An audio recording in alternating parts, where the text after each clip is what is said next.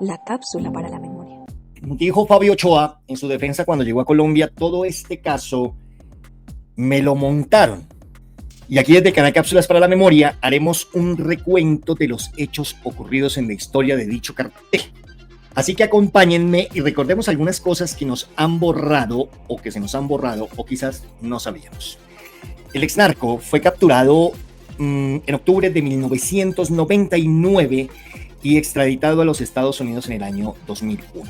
Fabio Ochoa Vázquez, uno de los fundadores del cartel de Medellín y socio del señor Pablo Escobar, ha llegado a Colombia deportado tras cumplir 26 años de condena por tráfico del polvo blanco en el país del norte, según ha informado Migración Colombia.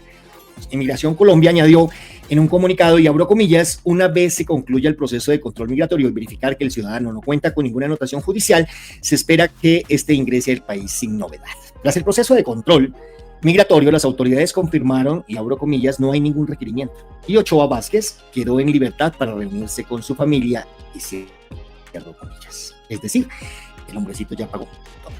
El exnarco fue capturado en octubre ante las autoridades. En octubre de 1999 y extraditado a Estados Unidos en el 2001 para posteriormente en 2003 ser condenado a 30 años de prisión por conspiración, trata de personas y distribución de 30 toneladas del polvito que ya conocemos. Su pena fue reducida por colaborar con la justicia estadounidense, cuestión que esperamos venga a ser lo mismo aquí en Colombia. El excapo fue uno de los socios de este señor Pablo Escobar y cofundador del cartel de Medellín junto a sus hermanos, el señor Jorge Luis y Juan David Ochoa Vázquez. Con la ministra de Justicia, el gobierno nacional señaló que aunque no se ha pensado ofrecer una gestoría de paz a Fabio Ochoa, Rafa. Así es, el excapo del cartel de Medellín podría aportar mucha información, Angie, a la verdad histórica del conflicto en nuestro país. Bueno, pues queda en libertad este señor y vamos a empezar la historia, ¿no? Una historia que envuelve políticos, que envuelve organizaciones, que envuelve a empresarios. Para entender la historia he recurrido a diferentes investigaciones de medios de comunicación como Cuestión Pública, es decir, todo este crédito va para Cuestión Pública, para Universo Centro, para los documentos de Justicia y Paz, ¿no? Para La Nueva Prensa, para El Mundo, páginas web independientes. Aunque son historias independientes las que les voy a contar, se irán entrelazando y nos dejarán ver, comprender el papel presuntamente y según informes que jugaron aquí empresarios, capos políticos en medio de lo que se conoció como el cartel de Medellín. Primer título: el último vuelo de Alberto Uribe Sierra.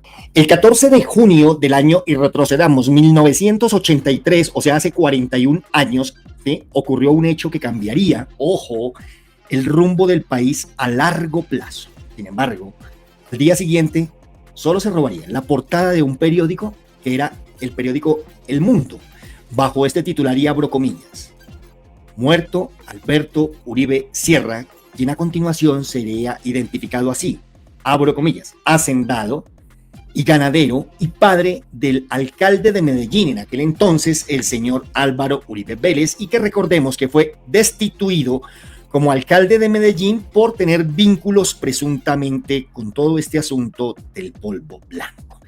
¿Cómo ocurrió ese hecho? Como escribiría 2 días después El Colombiano, sobre el asesinato de Uribe Sierra se han presentado algunas versiones contradictorias. Por ejemplo, la hora de su muerte. Según El Mundo, a las 11:30 am. Según El Colombiano, a las 3:30 pm. Y según El Tiempo, a las 4:15 pm.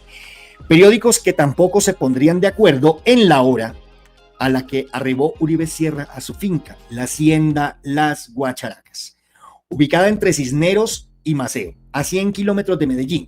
Para El Mundo y El Colombiano, estos medios, en la mañana, y para El Tiempo y El Espectador en la tarde, específicamente a las 4 pm, o sea, 15 minutos antes de ser borrado del mapa en esa versión capitalina del asunto. ¡Ay, los medios!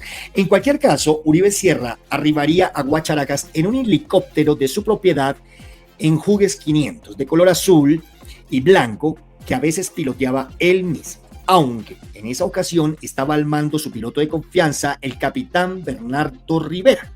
Junto a ellos iban 2 hijos del final, Santiago y María Isabel Uribe, a quien El Colombiano erróneamente denominaría Maritza.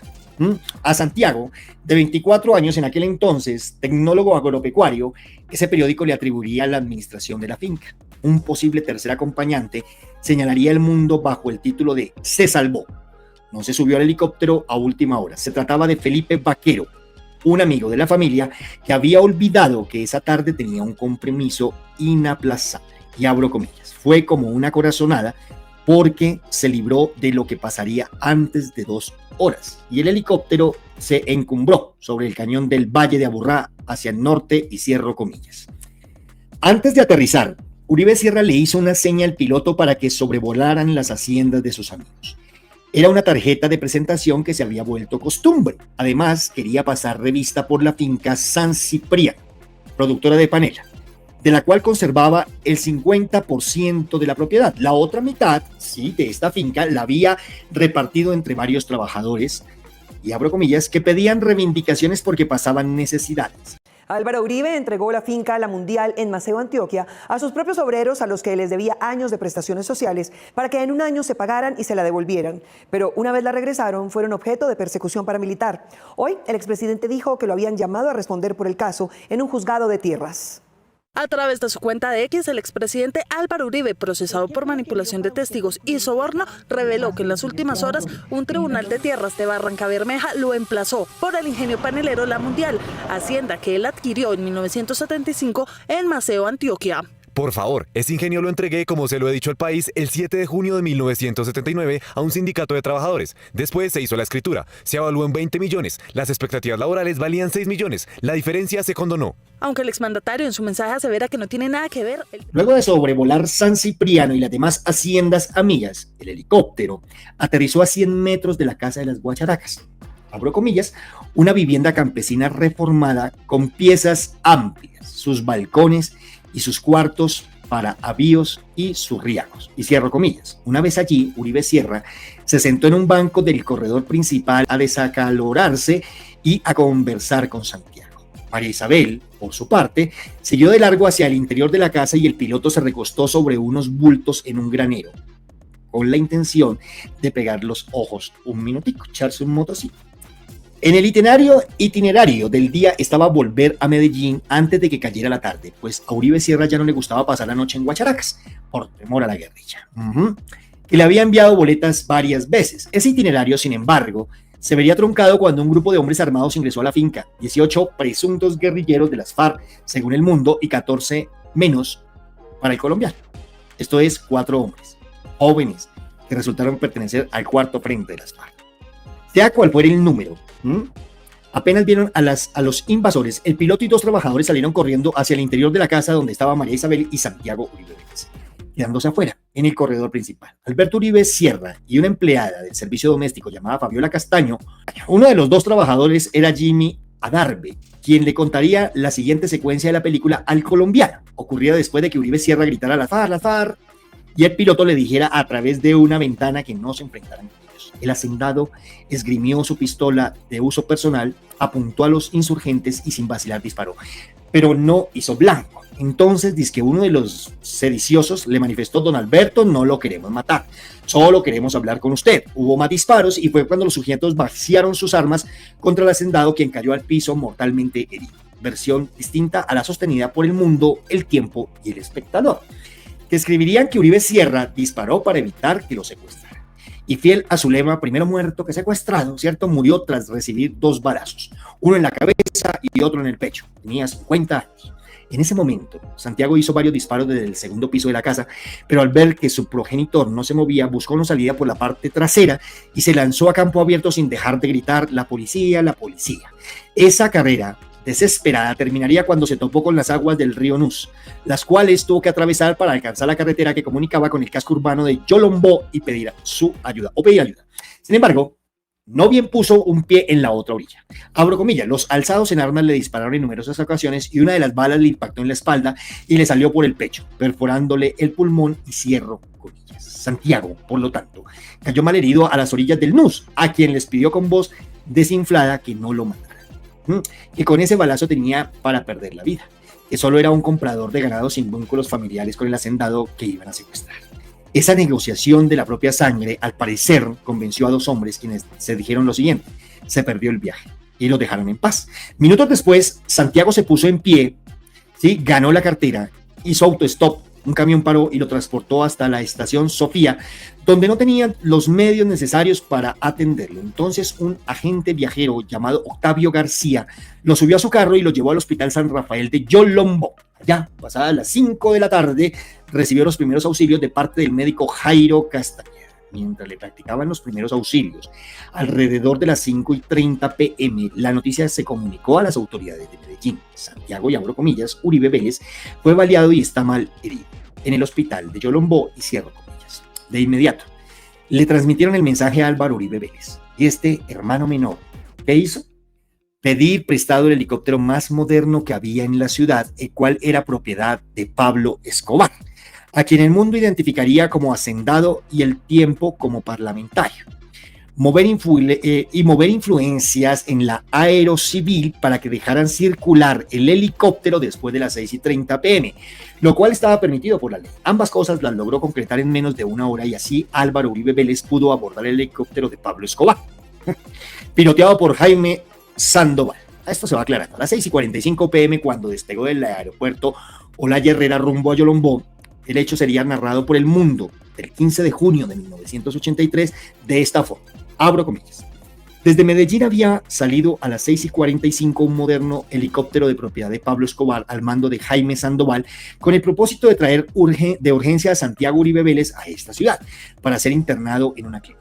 El permiso especial fue otorgado por la Aerocivil a petición del director de la dependencia del alcalde de Medellín, en aquel entonces el señor acusado, por tratarse de un caso de urgencia y porque el aparato está equipado con sofisticados equipos electrónicos y radar, hicieron comillas. Sin embargo, el moderno helicóptero prestado por Pablo Escobar presuntamente no pudo aterrizar en Yolombó debido al mal tiempo, razón por la cual tuvo que retornar a Olaya Herrera, al aeropuerto. Allí, en pleno hangar, apenas Álvaro Uribe Vélez pisó tierra, le comunicó que su progenitor estaba muerto.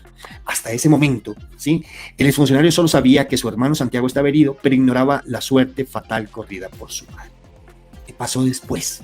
Ante el fracaso de la operación para rescatar a Santiago por vía aérea, Álvaro Uribe, el acusado, organizó una por vía terrestre, lo cual consistió en 2 ambulancias, una de la Cruz Roja y otra de la Defensa Civil, que se dirigieron hacia Yolombó, junto a una caravana de carros particulares con familiares y amigos de las víctimas. Estos últimos esperaron en Cisneros, mientras las 2 ambulancias seguían de largo hasta el Hospital San Rafael, donde recogieron a Santiago Uribe Vélez. De vuelta en Cisneros, le tuvieron que hacer una transfusión de sangre, porque estaba muy mal. Luego lo pasaron de ambulancia de la Defensa Civil a la Cruz Roja y en ella llegó a Medellín alrededor de 3 de la mañana, siendo la última estación de todo ese viacrucis, la clínica Soma, abro comillas, en la que fue atendido de urgencia y salvado de peligro de muerte, y cierro comillas. El cadáver del padre del hoy acusado Álvaro Uribe Vélez, el señor Alberto Uribe Sierra, por su parte llegó a Medellín más entrada la madrugada, después de que le hicieron el levantamiento sobre las 8:30 p.m. y de que fuera trasladado desde Guacharacas en un vehículo de la firma Arinco, escoltado por otro de la 4ª Brigada, en el que venía María Isabel Uribe y el capitán Bernardo Rivera, o sea, el piloto del helicóptero Hughes 500 de color azul y blanco, en el que comenzaron la fatídica jornada. Antes del entierro, programado para las 4 de la tarde en Campos de Paz, y mientras la velación se desarrollaba en la capilla del mismo cementerio, Álvaro Uribe Vélez concedió varias entrevistas. Por ejemplo, a Caracol Radio y El Tiempo, donde dijo, entre otras cosas, estas líneas, y abro comillas. Esta es la gran historia desde donde comienza Álvaro Uribe Vélez, pero esto se va entrelazando, y es un especial, como lo dije, de la mera mafia. Abro comillas, quienes tenemos que defender el orden democrático y el Estado de Derecho requerimos como mínimo igualarnos en forma general a la mística que para destruirnos acompaña a los malhechores. No hay equivalencia entre la eficacia de la acción guerrillera y la limitada eficacia de la acción de las autoridades. Se abandonó la vigilancia en muchas regiones, ¿sí?, del país, y en donde se vigila no hay procedimientos eficaces de lucha antiguerrillera. Líneas que embozaban las futuras convivencias.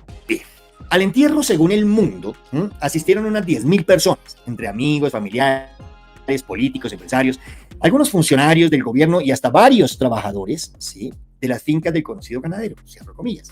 Era tal la multitud que el parqueadero de Campos de Paz colapsó y las filas de carros se extendieron por las carreras 80 y 81 hasta la glorieta de la avenida Guayabal. El tránsito envió refuerzos, pero 15 guardas azules no fueron suficientes para controlar la situación.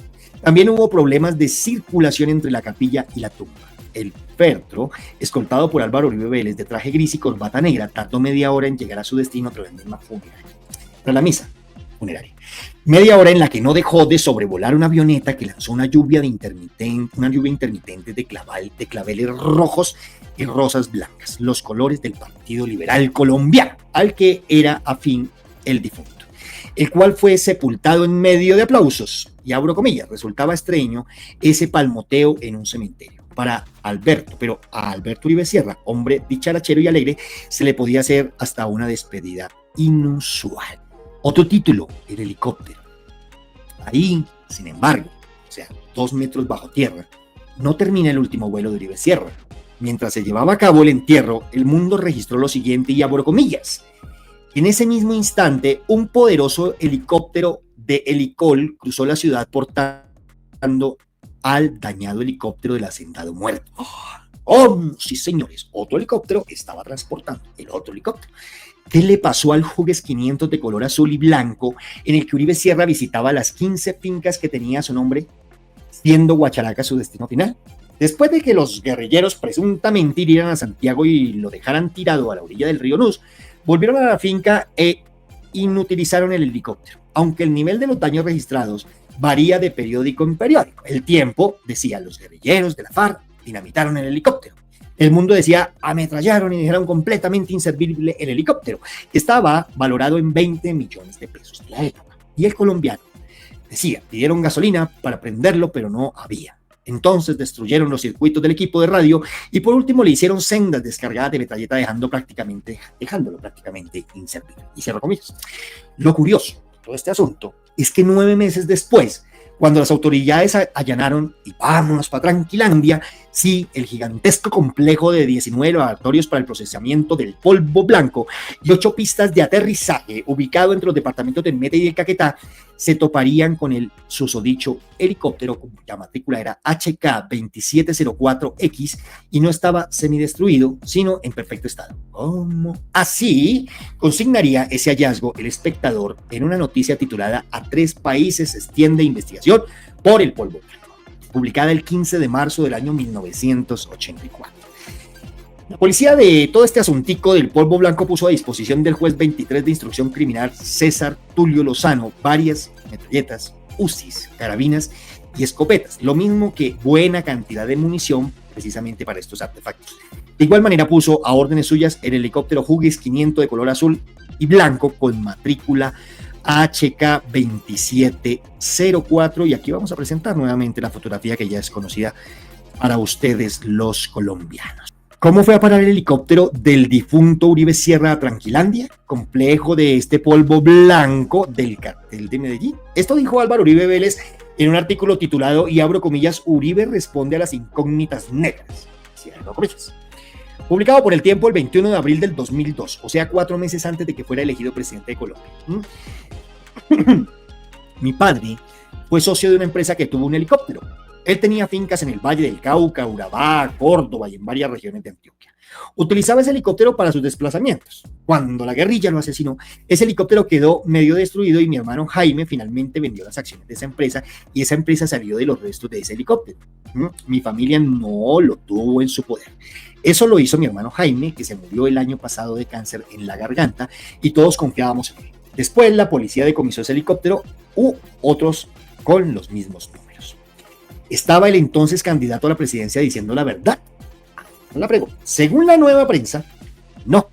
En un artículo publicado el 26 de enero del 2020 bajo el título de Tranquilandia, helicópteros y otros demonios, cierro comillas, ese fue el título, ese medio desmentiría la anterior respuesta de Álvaro Uribe Vélez.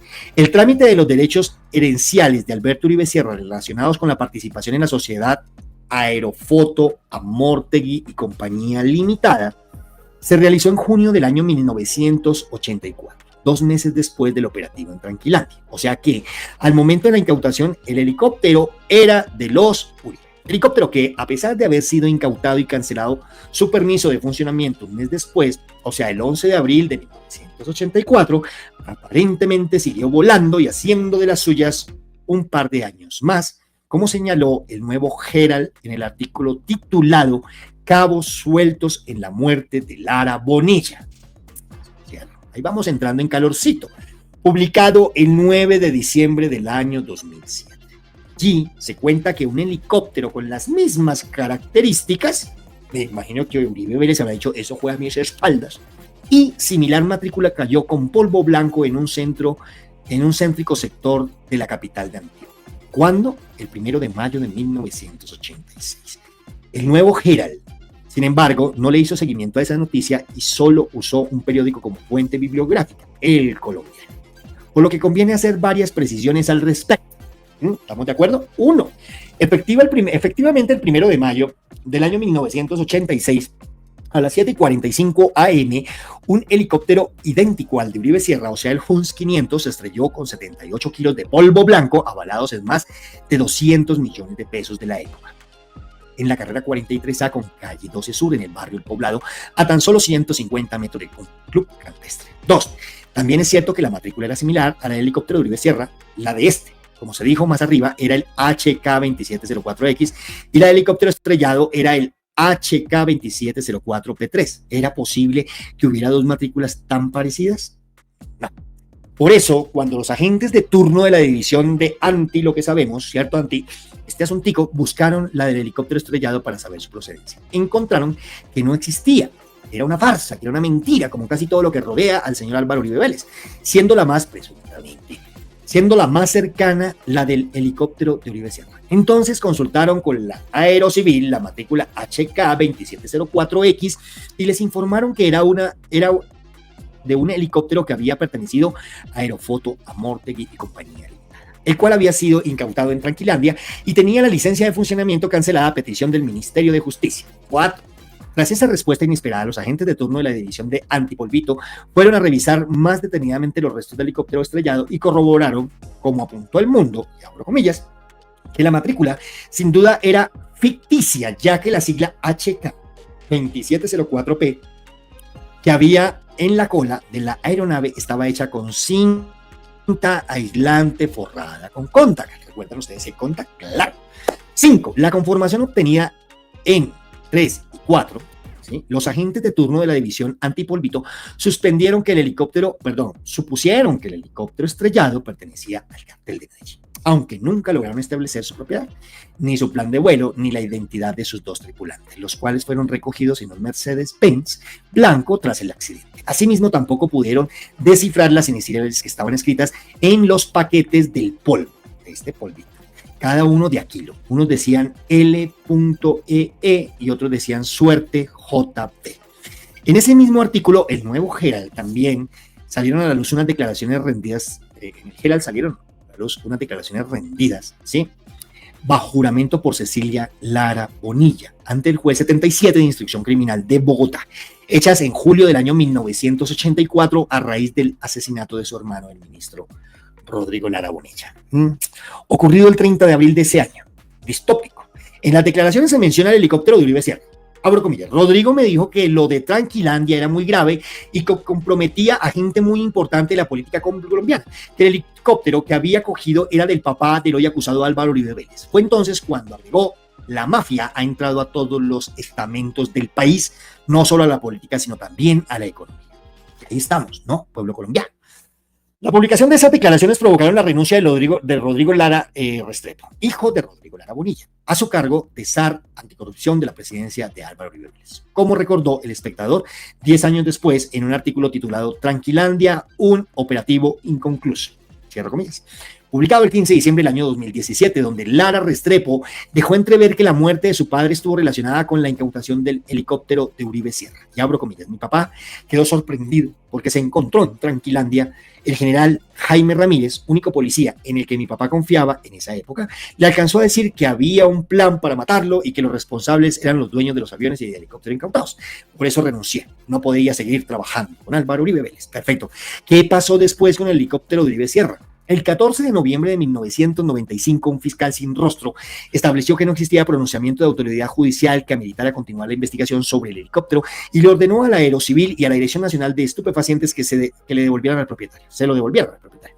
Aunque posteriormente se conoció que esta segunda dependencia, y abro comillas, nunca tuvo la posesión física de ninguna de las aeronaves incautadas en Tranquilandia. O sea que el helicóptero llevaba 11 años siendo un fantasma y desde entonces no se sabe qué pasó con él.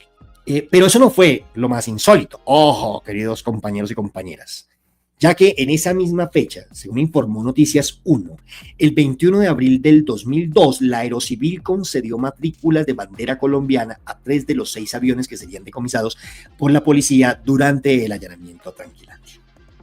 Sobra decir que el director de la Aerocivil en esa época, Álvaro Uribe Vélez, quien según Pares, ¿sí?, de las 2.242 licencias que concedió, 2.242, ¿sí?, en su administración, casi las mismas que se concedieron entre 1900. Ay, pero venga, este man sí es una... Prestemos mucha atención porque este dato hay que tenerlo claro, esto hay que tenerlo en el relato personal. Álvaro Uribe Vélez, cuando fue director de la Aeronáutica Civil, concedió 2.242 licencias, casi las mismas que se concedieron entre el año 1954 y 1981, ¿no? Pero yo no voy a eso a mis espaldas. Por lo menos 200, ¿sí?, quedaron en manos del cartel de Medellín.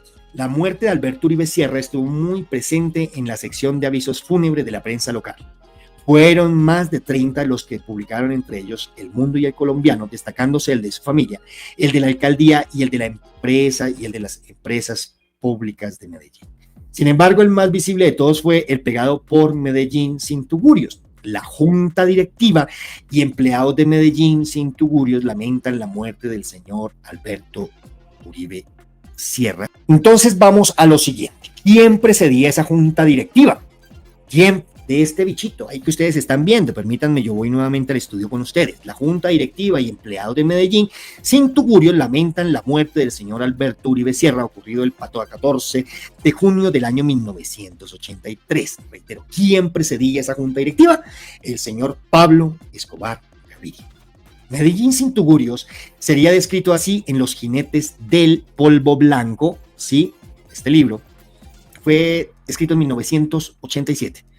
Los coqueros buscaron la solidaridad social a través de programas que aparentaban tener un sentido cívico, como Medellín sin tugurios. Plan lanzado públicamente en Bogotá por el alcalde de Medellín, Álvaro Uribe Vélez, y que consistió, según se conoció después, en las 1.000 casas en obra negra que fueron donadas a los residentes del basurero de Moravia, financiadas por Pablo Escobar. Los vínculos de Alberto Uribe Sierra con Medellín sin tugurios no solo fueron post-mortem. 3 mesecitos antes, 90 días antes de su muerte, o sea, el 13 de marzo de 1983, a las 3 p.m. en la Plaza de Toros La Macarena se llevó a cabo la grandiosa corrida de beneficencia organizada por esa fundación sin ánimo de lucro encabezada por Pablo Escobar. En el cartel de la corrida se anunciaba 8 toros españoles de la prestigiosa ganadería Los Guateles, a los toreros Pepe Cáceres, César Rincón y la histórica presentación de los grandes rejoneadores antioqueños Dairo Chica, Andrés Vélez, Fabio Ochoa y Alberto Uribe Sierra. Ahí aparece el señor montado en su caballito. Bueno. En El Señor de las Sombras, biografía no autorizada de Álvaro Uribe Vélez, específicamente en el pie de la página 27, ¿sí?, se dice que Alberto Uribe Sierra no fue asesinado por las FARC, sino por la mafia, mera mafia, en una operación de ajuste de cuentas. En esa época, conocidas por círculos cerrados de la sociedad antioqueña, ciertas actividades de don Alberto Uribe, las cuales se relacionan con su súbito cambio de estatus socioeconómico, circuló con mucha fuerza la versión de que su asesinato se debió a una vendetta entre señores narcos. En la actualidad, los líderes de las antiguas FARC siguen negando la autoría de ese crimen y han advertido que no lo reconocerán ante la gente. En los 2 días posteriores a su muerte, los periódicos hicieron pequeñas semblanzas de Alberto Uribe Sierra. Por ejemplo, esta, y abro comillas, no se sabe si era más mujeriego o aguardientero o buen conversador. Pero en esos aspectos no tenía rival. Donde llegaba con su charla se convertía en el centro de la reunión. Lo comparaban con un encantador de serpientes, aunque la mejor de todas se la hicieron en plena existencia, su amigo Fabio Ochoa, el patriarca del clan Ochoa. En su libro Mi vida en el mundo de los caballos, Alberto Uribe debería ser el ministro de Agricultura de por vida, pues este sí había palpado, vivido y sufrido los problemas del campo, la reforma agraria, la violencia, etc. Tantas huevonadas que inventaron los políticos y demagogos que no han salido de la carrera séptima, descendiente del indio Uribe. A Alberto sí se le puede decir paisa, liberal y macho. Cierro comillas. Luego de la publicación de este artículo del medio Universo Centro, que estamos leyendo, Universo Centro, ojo, recibieron una comunicación del Centro Democrático, donde se cuestionan algunas de las afirmaciones, algunos de los personajes fueron amenazados, etcétera, etcétera, etcétera, y se hace en el texto, específicamente respecto a los autores del asesinato de Álvaro Uribe Vélez, que siempre lo han negado, que no, que eso no fue en la mafia, que eso no fueron los Ochoa, que, no, que siempre fue las FARC, y que por eso fue que yo volví mierda a Colombia por la venganza y por eso me iba de pueblo en pueblo creando pequeñas células que con el tiempo se convertirían en las convivir, que provienen por allá de este señor también peligrosísimo César Gaviria, vejestorio, sí me hago entender, oxidadísimo, bueno, en fin, y se fue de pueblo en pueblo, y militarizó. Si se puede llamar esto militarizar, ¿no? Colombia entera. Y esto no ha cambiado, porque él sigue siendo, según las investigaciones, el narcotraficante más grande de este planeta. El señor Álvaro Uribe Vélez, presuntamente. Bueno, continuamos. Álvaro Uribe Vélez le compró finca al consentido de la mafia.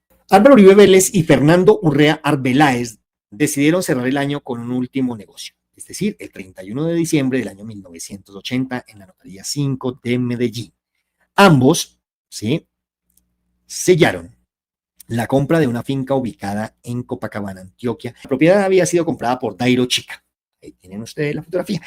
En 1977, 2 años después, fue adquirida por Agropecuaria El Cortijo, empresa de la Chica, ¿sí?, empresa de la que Chica era accionista. Finalmente fue esta compañía de la que Chica era dueño la que vendió a Álvaro Uribe Vélez y Urrea para antes de 1981. Chica ya había trabajado para los Ochoa. La finca que adquirieron ambos se llamaba El Cabuyal. Estaba conformada por 5 lotes que incluía, estoy buscando aquí algo que se me olvidó y que es supremamente importantísimo, denme un segundito, una casa grande con habitación. La compra se efectuó con la escritura 7113 por el valor de 755,000 pesos. Estamos, que hoy equivaldrían más o menos a unos 112 millones de pesos. Estos amigos se harían más cercanos con el tiempo. Urrea, hijo del fundador, ¿sí?, y de Leonisa, sí, cuya familia que continúa como dueña de esta marca. Leonisa fue gerente de Teleantioquia.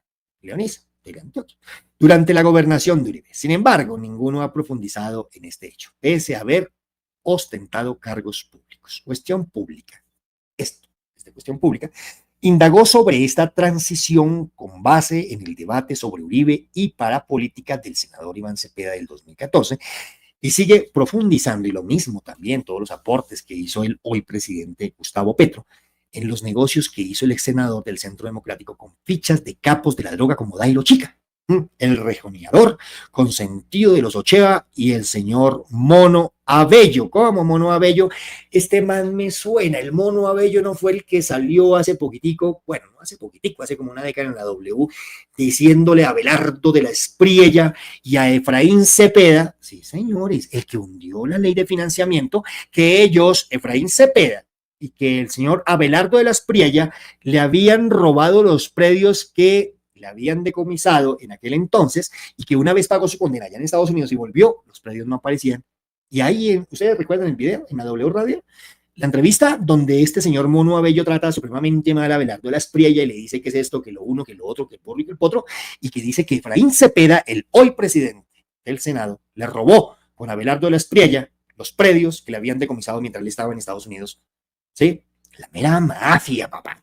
Y este asuntico lo tenemos allá montado en la presidencia del Senado, presuntamente, y las investigaciones, señor Efraín Cepeda, ¿no? Y también los predios que tiene por allá en Miami con su esposa, la vaina y la cosa. Pero continuemos. Como premio a su labor, los Ochoa le regalaron varios caballos de paso fino, por lo que figura hoy como uno de los grandes rejoneadores de América. Recordemos que otro de los hombres encargados de herir con el rejón al toro admirado por los Ochoa era Alberto Uribe Sierra. Incluso en su libro Mi vida en el mundo de los caballos, el padre de los narcos, Fabio Ochoa Restrepo, habló de reuniones entre Alberto Uribe Sierra y Dairo Chica. Las andanzas de Chica, señaladas por Castillo, llegaron a los oídos de las autoridades estadounidenses y Cuestión Pública constató que un documento desclasificado del Departamento de Defensa de este país del año 2007, suministrado por el archivo de la NSA ubicado en la Universidad de George Washington, salud, sí, porque ese Washington suena como un estornudo en inglés, no, Washington, ¿cierto? Bueno, en inglés, ustedes saben inglés perfecto, británico. Incluyó un resumen de lo encontrado por Fabio Castillo con el asunto. dos puntos y abro comillas, control de señores que trafican todo este asunto narcos del deporte colombiano. Y cierro comillas. El informe dice que el agente de Chica, Pepe Dominguín, era testaferro de Skol, una compañía de los Ochoa. A su vez, los periodistas Fernando Garavito, al cual por mi parte extraño bastante, conocidísimo como el señor de las moscas.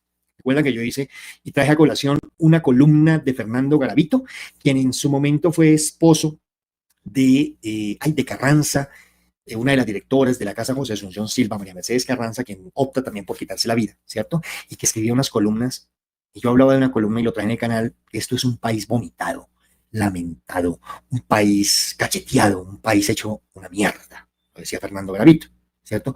Y Joseph Contreras, otro periodista, calificaron a Chica como el consentido de la mafia, en particular de los Ochoa, en su libro El Señor de las Sombras, y cierro comillas. De acuerdo con la investigación, abro comillas, los caballos de la cocaína, de la periodista Marta Soto, la fortuna de Dairo Chica estuvo congelada, sí, y cierro comillas. Soto agregó que entre los amigos de Chica también estaba el narco samario José Rafael, el Mono Abello. Busquen ustedes, por favor, en mi canal, aparece la W y aparece ahí donde insulta. Y aquí no sería nada raro, ¿no? Con el señor abogado Abelardo de la Espriella, que no es la primera vez que se le acusa de quedarse con huevonadas que no le pertenecen. Sí, como también lo que sucedió en DMG, ¿no? David Murcia Guzmán, que lo denunció él mismo. Yo no me estoy inventando nada, señor Abelardo de la Espriella.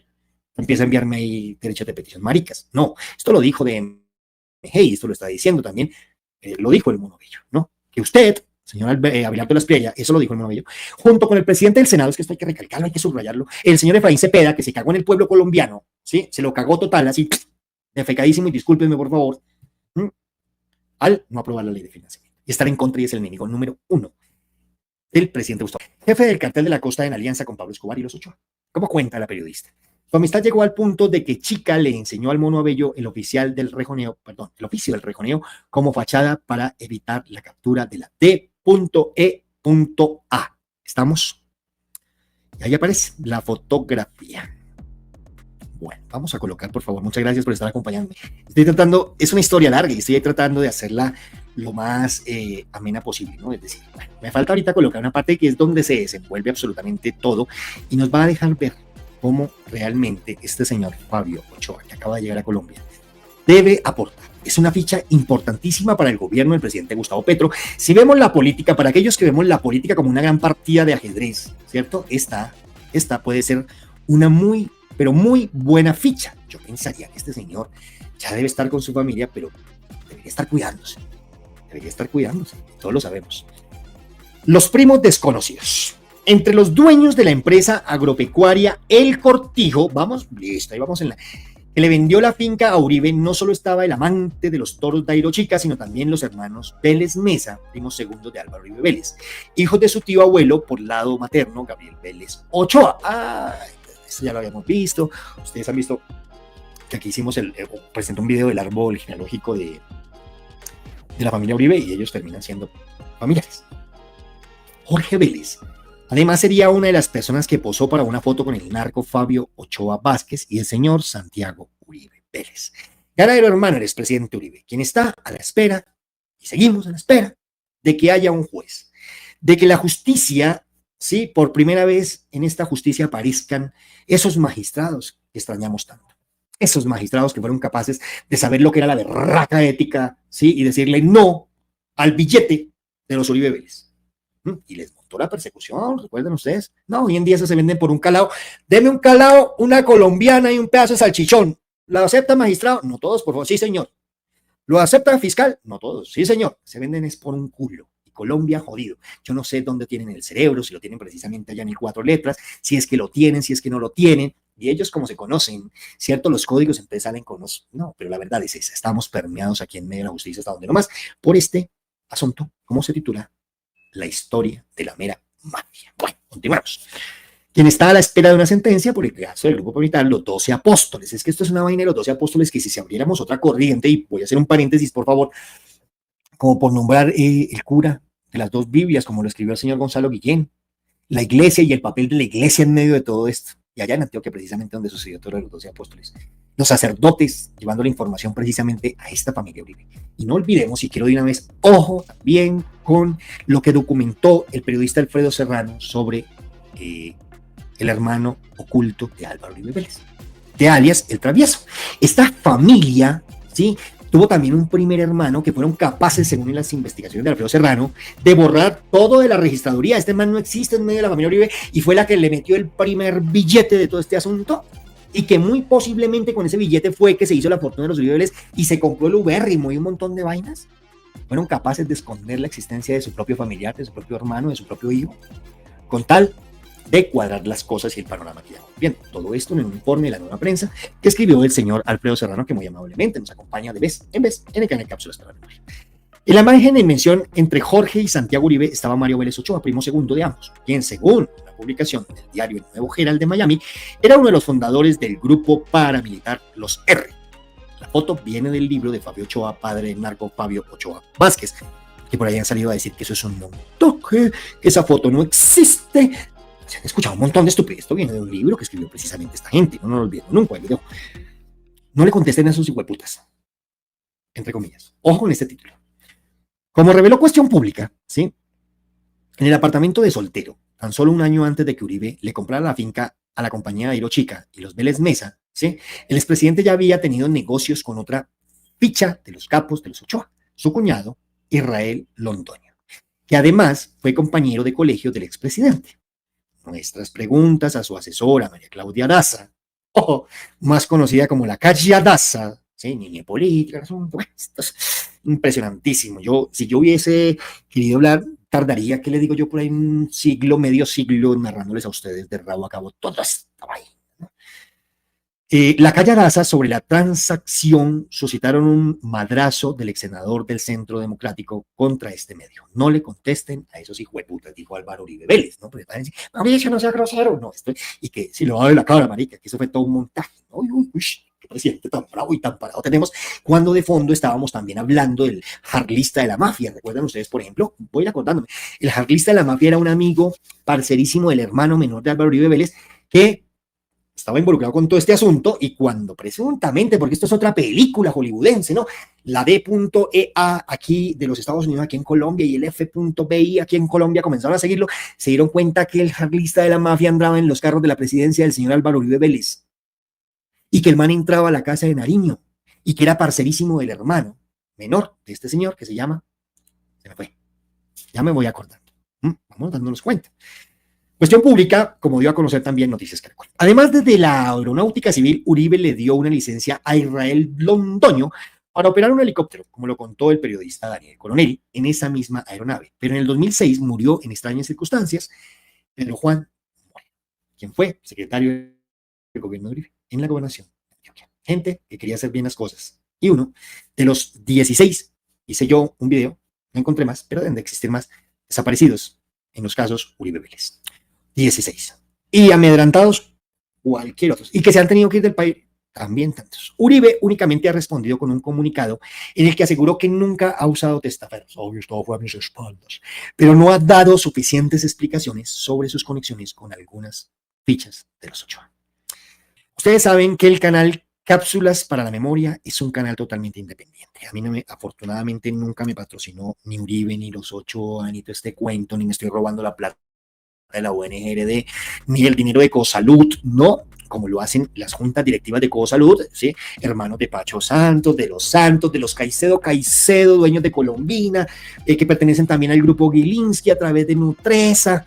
Esto es una vaina bárbara, donde también aparece la empresa Carval. ¿Recuerdan ustedes? Carval, nunca se les olvide esa empresa.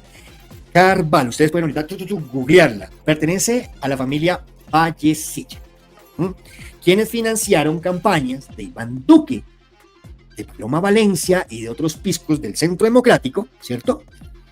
Y que cayeron con un cargamentico hace como unos 8 meses, no recuerdo, hace un tiempito, hace poquitico, por allá en Centroamérica, en uno de sus contenedores. Entonces, imagínense ustedes cómo es esta vaina, ¿no? Esta gente llega, se llaman los Vallecilla, y usted va a ver, y la junta directiva de Riopay, Castilla, aparece un Vallecilla, aparecen varios Caicedo. Bien, los Caicedo llegaron con Cristóbal Colón cogidos de la mano. Es una de las familias dueñas. Esta gente metidas hasta donde nomás, según las investigaciones, y según los reportajes y todo esto. Bueno, el canal es un canal, ya lo logré. El canal es un canal independiente. Yo realmente me la subo solo. hago mis propias investigaciones, pues bueno, traigo a colación todo lo que digo, lo hago pues yo, y bueno, el asunto, sí, yo soy yo, mi celular, el asunto, el computador. Es por eso que nosotros tenemos que recurrir a diferentes campañas, ¿no? Y entre una de esas, la que yo tengo es a través de la plataforma de Nequio de David Plata. Entonces, es una campaña muy humilde a través de Nequio de David Plata, el número 315-644-0336. Si les gusta mi trabajo, solo si les gusta mi trabajo, de lo contrario, no. Si ustedes creen que el canal Cápsulas para la Memoria es un canal necesario para la audiencia colombiana, si ustedes ven que el activismo político que hago a favor del presidente Gustavo Petro es importante, si les gusta todo esto y quieren que el canal siga adelante, los invito a que se unan a esta campaña, con un aporte, es una campaña humilde, de 1.000 pesos. Pero de 1.000 en 1.000, Mauricio González, este servidor para ustedes, por favor, hacen que su canal, porque este canal es de ustedes, salga todos los días adelante. Me metí ayer todo el día precisamente a buscar los mejores artículos para poder traer esta historia, porque si no hubiera dudas, si se sabe mover la llegada de este señor aquí, aunque yo me imagino, no es de huevonadas que nos imagino, ¿no? Llega un tipo, esto ya debe tener por ahí a los mensajeros de los que tanto hemos hablado en esto, diciendo, tome papá y cállese la jeta. Usted viene como restiadito, ¿cierto? Tome. Y nadita ahí puede hablar con Petrico ni huevonadas. Yo me imagino cómo se mueve la vaina, ¿no? Bueno, entonces, los invito a que se unan a esta campaña. Muchas gracias para la gente que se ha unido, 315-644-0336. Voy a poner este banner. Hoy los tengo olvidados, no he podido colocar sus comentarios, los vengo leyendo, pero pues por lo que, bueno, estoy como conectado. Voy a presentarles, por favor, por aquí lo siguiente, para que entremos en el otro viajecito. Este viajecito es importantísimo, por favor. El clan que pasó de traficar el polvo blanco, ¿sí?, a ser megacontratista en Antioquia. Cuestión. Una compañía de la familia Correa Arroyave, que nació en el auge de este asunto del polvo en Colombia, ha celebrado contratos por más de 185.000 millones otorgados por gobiernos de Sergio Fajardo, Federico Gutiérrez y Luis Pérez, candidatos presidenciales, entre otros. Esta es la historia de varios hermanos acusados de batir récord de distribución de polvo blanco que fueron fugitivos de la justicia gringa y se convirtieron en megacontratistas. ¡Qué verdad! En la serie de televisión, Escobar, el patrón del mal, apareció de manera fugaz un personaje que parece secundario en la historia de todo este asunto de la mafia colombiana, Pablo Correa. Su nombre real era Ramiro Arturo Correa Arroyave, aunque fue asesinado en julio de 1982 a manos de un socio de Pablo Escobar. La fortuna que obtuvieron él y al menos 3 de sus hermanos no habría sido igual de efímera que su aparición en la novela. La familia sobrevivió a su muerte, a la guerra frontal que Escobar le declaró a Pablo Correa y a otros de los hermanos, a las acusaciones de las autoridades de Estados Unidos en su contra. Su emporio se consolidó en el mundo empresarial con 4 compañías que nacieron entre el año 1980 y 1982. En el clímax de las carreras criminales de algunos de los hermanos Correa, Inversiones RCA, Concretos y Asfaltos SA, Con Asfaltos, Comercial RCA e Inversiones El Gómez. Mucho ojo con todas estas empresas, todas dedicadas a la construcción y a la explotación agrícola y ganadera. Los activos con los que iniciaron esas 4 compañías fueron de 506 millones, lo que equivale a casi 37.600 millones para el año 2021. Todas fueron creadas por Pablo Correa y su familia, a excepción de Comercial RCA, construida en socia con la empresa Agroganadera Limitada, propiedad del clan Ochoa Vázquez. Continuamos con el mismo Ochoa Vázquez. ¿Pero por qué este video de Mauricio ya? Pues porque se acaba de llegar el duro, papá. Y mire todo lo que tiene que cantar y cómo podría hilar las cosas de bonito.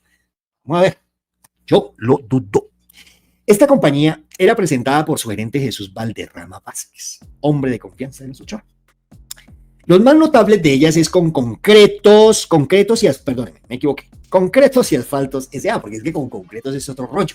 Ustedes saben que Lina Moreno de Uribe, la esposa del acusado Álvaro Uribe Vélez, es prima de Sergio Fajardo, ¿no? Y esta gente está ligada con Concretos, por ahí tienen familiares en común, y esta empresa con Concretos es otra que está ligada a Confirmasat, la que se viene robando, según las investigaciones y según las denuncias que vienen desde el Consejo de Bogotá, la plata de la construcción de la primera línea del metro, a través del PM, historia que les he contado. Démonos cuenta cómo todo viene desde allá. Discúlpenme, señores, pero viene del GEA, del grupo GEA. Un montón de cosas. Y aquí lo vamos a ver. La nueva notable de ella es con Concretos y Asfaltos S.A., con Asfaltos, que ha celebrado 67 contratos con varias administraciones de Antioquia en los últimos 14 años por alrededor de 185 mil millones de pesos. En ellas, las de Luis Alfredo Ramos y los hoy aspirantes a la presidencia Sergio Fajardo y Federico Gutiérrez y Luis Pérez, en aquel entonces candidatos. Ya que aparece. Negocios con los narcos. Con Asfaltos es la joya de la corona de la familia Correa Arroyave. La compañía fue fundada por Ramiro Arturo alias Pablo Correa y sus hermanos Rigoberto y José Miguel en 1982. Para entonces, los dos primeros ya enviaban cargamentos de este polvo blanco hacia los Estados Unidos en representación del Cartel de Medellín, de acuerdo con un artículo de Washington Post y un expediente de justicia estadounidense. Es decir, ni me lo estoy inventando yo y mucho menos, por favor, cuestión pública. Para el año de la Constitución, con Asfaltos tenía unos activos de 351 millones de pesos, una cifra que equivaldría a 32 mil millones al cambio de la moneda en 2021. Esto, en el 2021, contrasta con el recuerdo de una familia que acudía a la solidaridad de sus vecinos para obtener los uniformes escolares de sus hijos, según dijeron a Cuestión Pública fuentes que conocieron a los Correa Arroyave desde sus inicios en los años 1970 en Copacabana, Antioquia. Yo me imagino que habrá gente en este momento en Antioquia que quizás también se pueda acordar de eso, ¿no? Estos señores Arroyave la pasaban en esa, es decir, era gente muy humilde en su momento para los años 70. El periodista Fabio Castillo reveló en el libro Los jinetes de todo este polvo blanco que con Asfalto contrataba con el Estado desde mediados de los 80. También reveló que era común que los narcos lavaran el dinero proveniente de la droga a través de la construcción. Construcción, ¡ay! Me suena. ¿Quién es el constructor más grande de Colombia? Que lo sancionaron con 80 millones de dólares en Estados Unidos por Odebrecht, que es un viejito decrépito y corrupto. Ah, ya Luis Carlos también tan bueno. Tras 34 años de la publicación periodística que denunciaba a algunos de los hermanos Correa Arroyave como parte de la familia antioqueña, Cuestión Pública encontró 67 contratos adjudicados en 2007 y 2021 que fueron celebrados entre con Asfaltos y entidades estatales. De esos 5 fueron otorgados a consorcios o uniones temporales integrados por la empresa según registros del Sistema Electrónico de Contratación Pública SECOP. 1. Varios políticos que hoy hacen parte, hoy 2024, ¿no? Este es del 2021, pero hoy 2024 también, de la contienda electoral, ¿sí?, a la presidencia de Colombia en este momento al 2026, porque eso tienen ganas. Sergio Fajardo, en 2007, ojo, mientras fungía como alcalde de Medellín, firmó un proceso por un monto cercano a los 1.700 millones de pesos como gobernador. En 2013, adjudicó, ojo, con empresas relacionadas con los Ochoa, ¿no?, adjudicó otro por 1.702 millones, ambos tras una licitación pública.